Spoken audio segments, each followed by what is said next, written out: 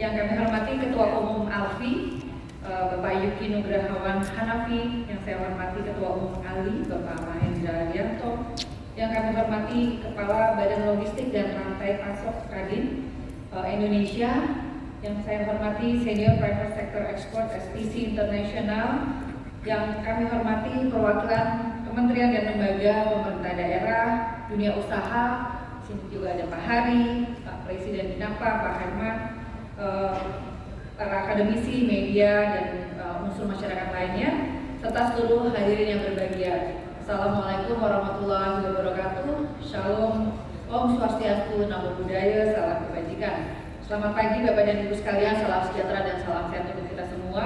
Pertama-tama kami ingin menyampaikan terima kasih atas kesempatan yang diberikan kepada kami untuk berbicara pada forum yang sangat penting ini, yaitu International Shipboard Exhibition and Conference atau ISPEC.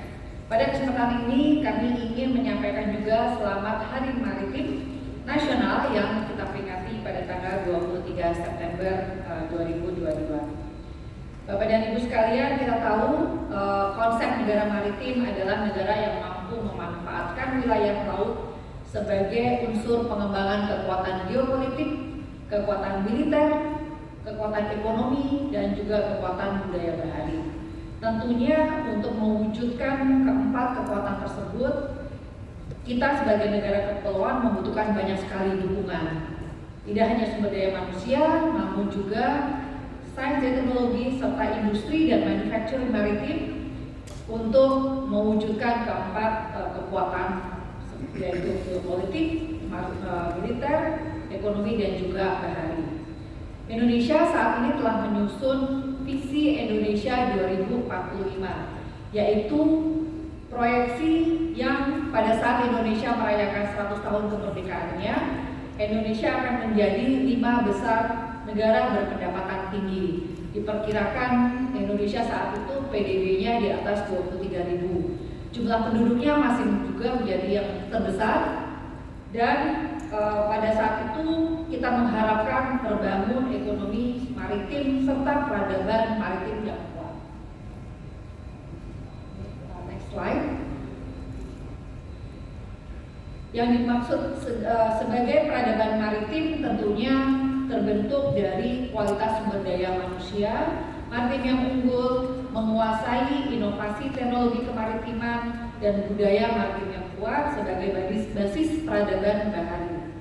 Sementara ekonomi maritim ditunjukkan dari peran ekonomi maritim di mana share-nya sekitar 12,5% dari PDB yang ditopang oleh konektivitas laut yang efisien, industrialisasi perikanan yang berkelanjutan, dan pariwisata bahari yang inklusif.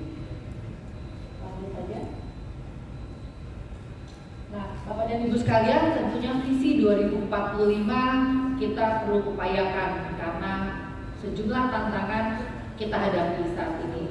Sebagai negara maritim, tentunya jumlah penduduk yang besar membawa tekanan di berbagai wilayah yang menuntut kebutuhan bahan baku agar bisa terkelola dengan efisien. Selain itu, masalah-masalah seperti tata ruang yang belum terintegrasi, perubahan iklim, illegal, unreported, and unregulated fishing masih terus terjadi, sehingga kesejahteraan masyarakat pesisir masih relatif rendah, serta instrumen pengendalian dan pengawasan belum optimal. Hal ini juga diperparah oleh adanya berbagai konflik kepentingan, terjadinya kerusakan ekosistem, dan dampak bencana yang semakin besar di berbagai wilayah. Bapak dan Ibu sekalian, sebagai negara kepulauan dengan garis panjang terpanjang kedua di dunia, tentunya kita membutuhkan kebijakan maritim yang berbasis bukti. Di sini kami menawarkan pendekatan holistik, integratif, tematik, dan juga spasial agar pengelolaan potensi ekonomi maritim bisa berjalan dengan baik. Potensi sektor ekonomi maritim yang ada di Indonesia terdiri dari sumber daya terbarukan dan juga tidak terbarukan. Yang terbarukan tentunya kita punya potensi perikanan, bioteknologi, dan juga ekosistem mangrove, dan juga jasa, tentunya selain pariwisata dan juga transportasi. Ini merupakan contoh-contoh dari potensi maritim yang membutuhkan peran kita semua untuk betul-betul menggali dan juga mendaya gunakan berbagai potensi tersebut, sehingga pada saat kita nanti ketemu lagi tahun depan atau beberapa tahun kemudian, kita tidak bicara mengenai potensi, tetapi kita bicara mengenai wujud dari ekonomi maritim yang besar. Bapak dan Ibu sekalian, mendukung pendekatan yang holistik, integratif, tematis, dan spasial ini, kami juga membutuhkan pembangunan maritim Indonesia juga membutuhkan sebuah kerangka pikir. Hal ini menjadi input dalam pembangunan maritim tadi terdiri dari SDM, iptek, data dan informasi, serta sarana prasarana organisasi dan kelembagaan. Input yang dibutuhkan menjadi komponen penting dalam proses pembangunan maritim yang terdiri dari diplomasi, hankam, hukum dan penegakannya, penataan ruang dan pemanfaatan sumber daya kelautan, serta kelestarian dan daya dukung lingkungan.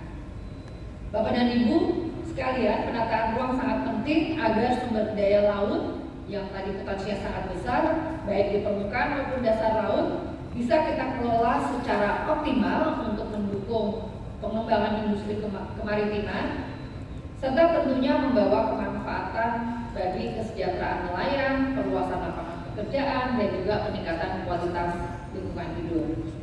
Bapak dan Ibu sekalian, kita paham bahwa tidak hanya Indonesia, tetapi berbagai negara dalam 2,5 tahun terakhir kita menghadapi tantangan yang luar biasa, compounded, tidak hanya berasal dari pandemi COVID, namun saat ini kita juga dihadapkan oleh krisis-krisis geopolitik yang akhirnya membawa implikasi kepada ketahanan kita sebagai masyarakat dari sisi pangan, energi, dan juga keuangan.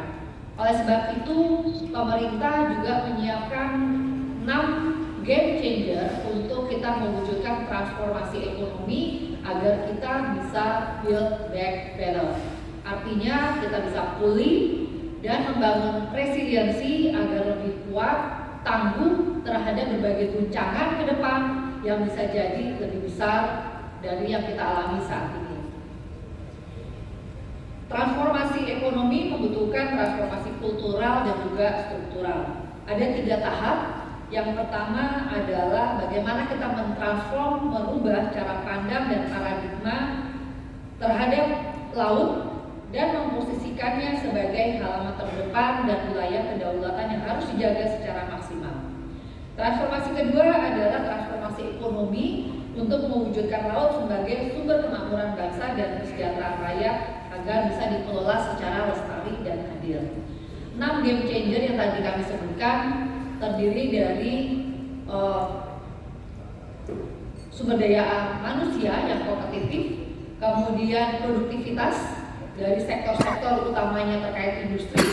Yang ketiga adalah transformasi kepada green economy, di mana di dalamnya kita juga berbicara mengenai circular economy, kemudian low carbon, dan juga blue economy. Yang terakhir ini tentunya banyak sekali PR mengingat berbagai tantangan yang tadi kami sebutkan. Oleh sebab itu, transformasi ekonomi ke depan untuk Indonesia tidak hanya kita mengejar pertumbuhan dari sisi produktivitas, namun bagaimana memastikan bahwa produktivitas tersebut tidak mencederai kualitas lingkungan dan juga kualitas potensi sumber daya laut kita. Oleh sebab itu, kita perlu transformasi ketiga, yaitu transformasi kelembagaan dan tata kelola agar tercipta tata aturan yang jelas dalam mengelola dan memanfaatkan laut. Dibutuhkan tangan-tangan kita semua, it takes a village untuk bertransformasi, untuk membangun Indonesia yang lebih inklusif dan juga berkelanjutan. Pelaksanaan transformasi ini tentunya bertumbuh pada aspek-aspek pengelolaan sumber daya yang berkelanjutan melalui science-based policy dan community-based implementation, di mana pelaksanaannya memperhatikan keseimbangan ekonomi dan ekologi dan menerapkan pemanfaatan yang berkelanjutan dengan memperhatikan daya dukung lingkungan.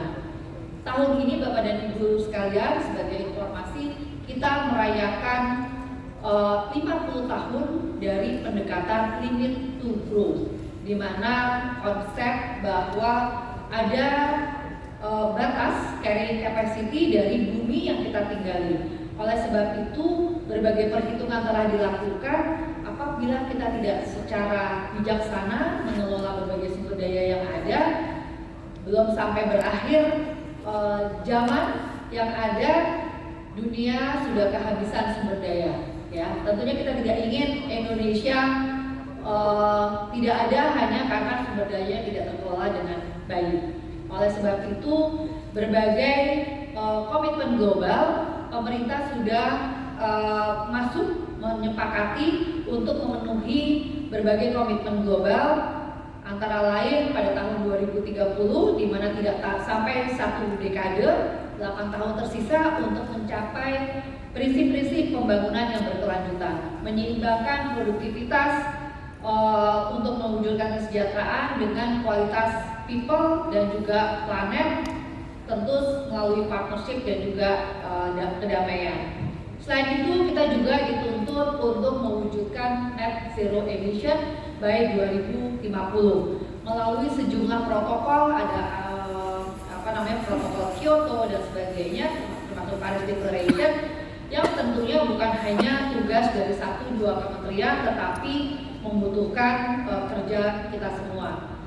Salah satu sebagai tambahan saja, beberapa pembaruan atau inovasi yang kita sedang susun ya, sejalan dengan transformasi ekonomi baik itu green maupun blue, yaitu terkait dengan blue financing strategy. Kita tahu saat ini dalam berbagai pembahasan dengan G20 berkumpul negara-negara maju termasuk investor global yang secara tren ya sebetulnya mereka sekarang bergerak kepada prinsip-prinsip sustainability, keberlanjutan.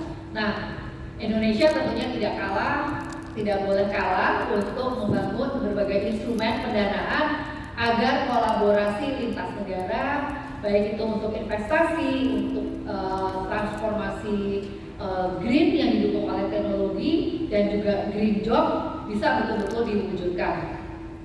Salah satu yang kami coba adalah melalui SDGs Bond. Kami tahun lalu bersama-sama Kementerian Keuangan sudah meluncurkan SDG Bond dengan nilai sekitar 500 juta euro, sekitar 8,3 triliun. Tidak sampai sebulan cukup laku untuk membiayai pembangunan kita. Tahun ini kita akan merancang juga dengan jumlah yang lebih besar, sekitar 61 triliun. Tentunya proyek yang kita tagging ya terkait dengan SDGs juga mencakup apa yang kita sebut sebagai green dan juga blue focus. Namun untuk yang blue focus ini tadi kami juga sudah ngobrol, ternyata jumlahnya sangat kecil. Ya, kami mencari proyek-proyek atau kegiatan di atas 100 miliar. Namun yang cukup banyak adalah nilai proyek-proyek di bawah 100 miliar. Begitu kami menjumpai yang nilainya cukup signifikan, ternyata banyak yang terkait dengan infrastruktur, sarana prasarana. Namun ternyata kami sendiri gamang karena belum digarap dikelola secara sustainable. Kita berbicara mengenai seaport, kemudian juga pembangunan kapal yang ternyata masih bersifat brown atau bahkan tadi Pak Hari menyebutkan black mungkin ya, karena kita masih bertumpu kepada fosil ya. Tentunya ini menjadi PR kita semua, tidak saja mendorong kolaborasi global untuk pembiayaan blue, namun bagaimana kita bersama-sama duduk bareng untuk menyiapkan proyek-proyek kita agar lebih berkelanjutan. Bapak dan Ibu sekalian, pada saat ini dalam konteks pembangunan maritim kita telah membangun pengelolaan WPP, wilayah pengelolaan perikanan, sebagai unit pengelolaan perikanan yang menempatkan daya dukung dan keunikan ekologi dan sosial sebagai basis. Tentunya prinsip-prinsip sustainability harus dikembangkan dalam pengelolaan WPP ini. Selain itu, pembangunan tol laut juga terus didorong untuk meningkatkan konektivitas baik bagian barat dan timur, sejalan dengan upaya kita menumbuhkan atau menciptakan sumber-sumber pertumbuhan baru di wilayah timur, mendukung pembangunan IKN sebagai salah satu game changer transformasi ekonomi ke depan. Selain itu, penetapan kawasan konservasi perairan terus dilakukan untuk melindungi ekosistem sekaligus sebagai nursery ground pelestarian ekologi. Mangrove kita, Bapak dan Ibu, merupakan yang terbesar di dunia. Tentunya hal utama yang kita lakukan bagaimana yang sudah ada itu tidak berkurang, bahkan bertambah. Sejalan dengan komitmen Paris Declaration untuk net zero emission pada tahun 2020, pembangunan rendah karbon melalui karbon biru terus dikembangkan untuk menurunkan intensitas emisi dan emisi gas rumah kaca sebagai upaya menyusun skema investasi pembiayaan pembangunan biru seperti yang tadi kami sampaikan. Bapak dan Ibu sekalian, tentunya untuk mewujudkan pembangunan maritim yang handal tidak lepas dari penguasaan sistem logistik ikan nasional, ya, salah satunya untuk ikan, yang merupakan manajemen rantai pasok ikan dimulai dari proses pengadaan, penyimpanan, transportasi hingga distribusi. Sistem ini diharapkan dapat meningkatkan kapasitas dan stabilitas sistem produksi perikanan Indonesia yang jumlahnya tadi luar biasa, yang terintegrasi dari hulu sampai hilir, dan tentunya kita bicara berbagai potensi yang berbeda yang tersebar di seluruh pelosok Indonesia ini. Oleh sebab itu, penguatan sistem perlu dilakukan melalui pengembangan sarana prasarana serta pemanfaatan ilmu pengetahuan dan teknologi agar kita bisa membangun yang sarana prasarana yang lebih berkelanjutan. Sebagaimana tadi kami sebutkan alasannya untuk build back better. Bapak dan Ibu sekalian, melalui kerangka pikir dan juga konsep pembangunan maritim, harapannya Indonesia bisa menghasilkan sumber daya maritim yang berkualitas dan berdaya saing yang dapat mengelola kekayaan laut secara berkelanjutan, sehingga pemanfaatan kekayaan laut tidak hanya untuk kepentingan kita hari ini, namun juga untuk generasi anak-anak kita, cucu-cucu kita dalam beberapa tahun ke depan sampai 2045, dan tentunya kita berkeinginan bahwa Indonesia tetap ada sampai kapanpun. Demikian yang dapat saya sampaikan, lebih dan kurangnya mohon maaf. Terima kasih. Wabillahi taufik. Wassalamualaikum warahmatullahi wabarakatuh.